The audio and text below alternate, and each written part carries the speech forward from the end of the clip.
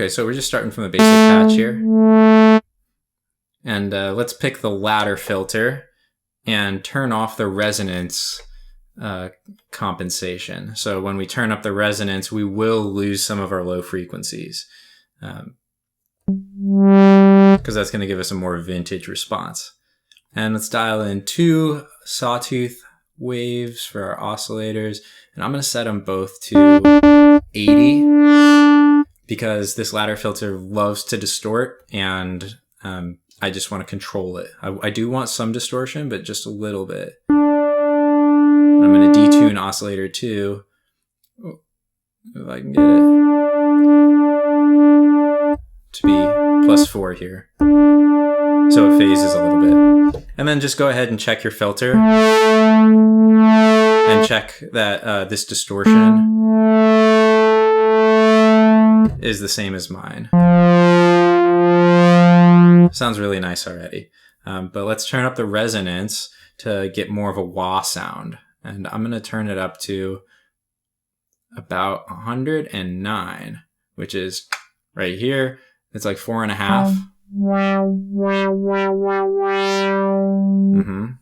And let's use full keyboard tracking. So on the Pro 3, that's this key greater than LPF frequency thing. I'm going to turn it up to 127 here. So the cutoff will open up the higher we play on the keyboard. And I'm going to turn the cutoff all the way down to 0 and move on to the filter envelope section, because this is where we're going to actually get some non-zero amounts on the cutoff. And I'm going to turn this envelope up to, oh, it's very short right now. And I'm going to turn the sustain up, max it out, and I'm going to make the envelope amount to be 71. So that's about half of what I got here.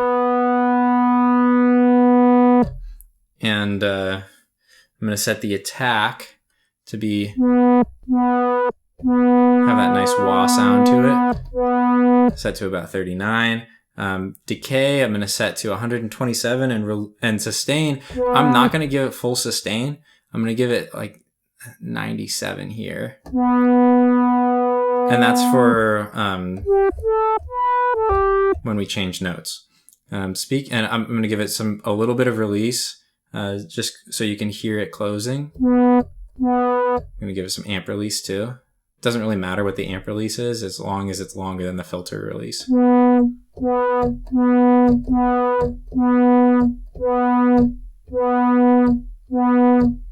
That's nice. And then also we want to set our attack on the amp envelope to be a little slower. And then our decay and sustain don't really matter, because I'm just going to have it sustain at the maximum amount. Again, release is just a little longer than the filter release. Next thing I'm going to do is I'm going to add some glide. And I'm going to set the glide to 31.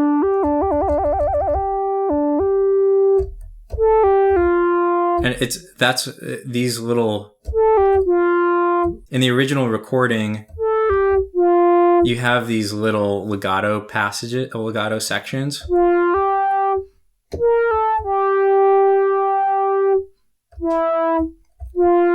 That this glide really helps make that work. Next, we're going to add in the LFO. So our LFO default frequency is 134. And I'm going to set it, it's like this. I'm going to make it go a little faster to 147. And this is by default routed to the fine tuning of the pitch of all the oscillators. So we get that. And a big part of this patch is really the way that you play it. You want to like just go back and forth with this mod wheel.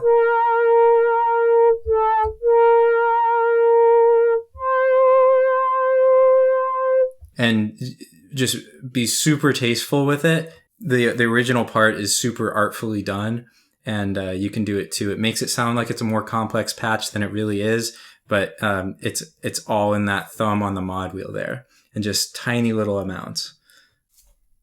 We have reverb on here, so we might as well add it in. So I'm going to go to the super plate and mix. I'm going to give it 25. And for our time, I'm going to go to 157. And I'm going to turn off this pre-delay. And just leave the tone at 40. That's pretty, I like the way that sounds.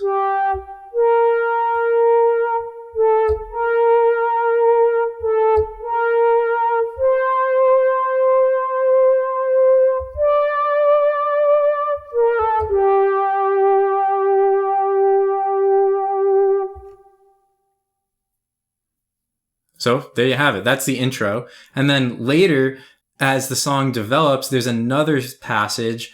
And in that section, the sound is a little bit different, but it's based off of this first sound. It's actually the same thing, except you just take oscillator 2 and you turn it down to 0.